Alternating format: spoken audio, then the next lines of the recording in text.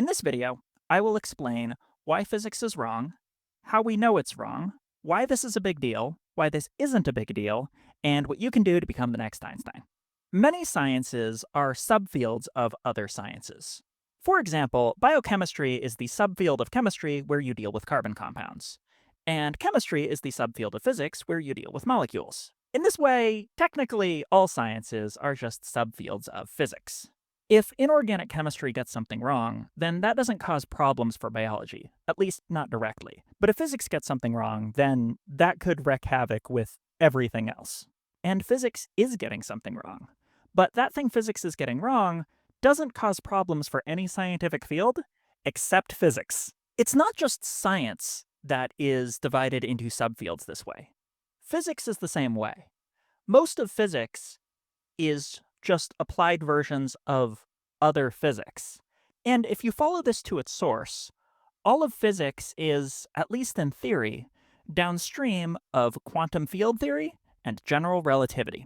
General relativity describes how space and time behave, and quantum field theory describes how all the things inside space and time behave. That is, how particles and waves behave. That means we understand how the universe works, right? Yeah, no. See, the problem is that quantum field theory and general relativity contradict each other. They can't both be true, so at least one of them is wrong. If general relativity is wrong, then we're wrong about the fundamental fabric of the universe. And if quantum field theory is wrong, then we're wrong about the fundamental behavior of everything in our universe. How do we know they contradict? Well, they don't just contradict in a small way. They contradict in a very deep, very fundamental, very important way, which has to do with something called locality. To put things simply, general relativity is a local theory, and quantum field theory is a non-local theory. In a local theory, the stuff you affect only affects the things near you. For example, if you want to model weather, the way that weather has been modeled up until current AI, you take planet Earth, break it down into lots of little boxes, model each of those boxes, and model how those boxes interact with the boxes next to them. From that, you can get a reasonable approximation of the weather in the short term before the butterfly effect kicks in. This old school method of weather prediction is computationally tractable because boxes of air, that is, regions of air on planet Earth, only interact with the regions near them. General relativity is similar. Under general relativity, things in our universe only interact with the parts of our universe next to them, and everything is restricted by the cosmic speed limit. Causality cannot travel faster than the speed of light. If something does move faster than the speed of light in general relativity, the results you get aren't just wrong, they're nonsensical, because an object that goes faster than the speed of light is, in a relativistic spacetime, going back in time. When you're sending particles back in time, causality doesn't work anymore, and physics generates nonsense. Meanwhile, quantum field theory is a fundamentally non-local theory. Under quantum field theory, it's impossible to describe something that happens in isolation at a single point in spacetime.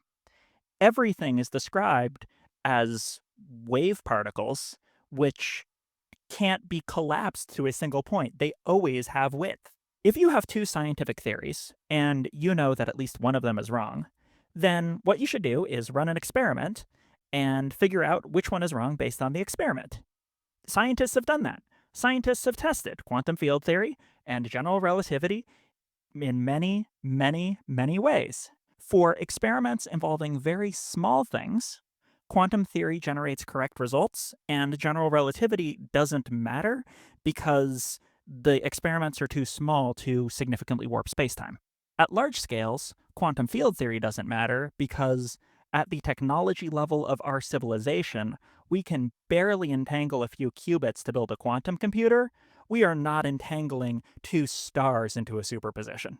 Of course, just because we lack the technology to run an artificial experiment that measures what happens when quantum field theory and general relativity's effects are both significant, doesn't mean that there are not natural situations where both apply. One place where they both matter is at the event horizon of black holes, because general relativity says nothing can get out, and quantum field theory says everything can get out. If you've ever read Stephen Hawking's books, you may have seen this diagram.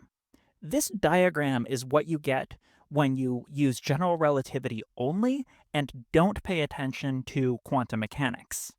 Quantum mechanically, this diagram is nonsense. So far, I've framed this as general relativity is wrong or quantum field theory is wrong. But what I think most physicists would agree with me on is that they are both wrong. And since all of physics is, in theory, built on top of quantum field theory and general relativity, that means that all of physics is wrong. But it's only a little bit wrong.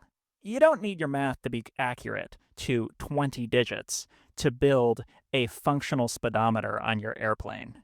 But I like to think that this problem will matter someday. If you want to get a head start on solving that problem, all you got to do is create a simple mathematical theory that produces the predictions of quantum field theory and general relativity. Do that, and Einstein will be in your shadow.